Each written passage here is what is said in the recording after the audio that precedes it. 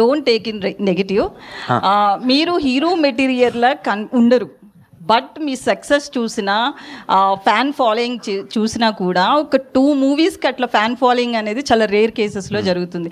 So దాని వెనక్కి ఉన్నది హార్డ్ వర్కా లక్క?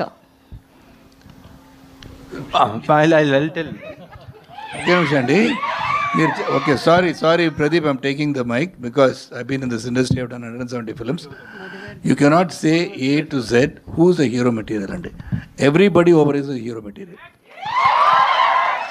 అది ఎలాగ చూడ్డానికి హీరోగా కనపడాలంటే అది you don't have any specification for hero కదా.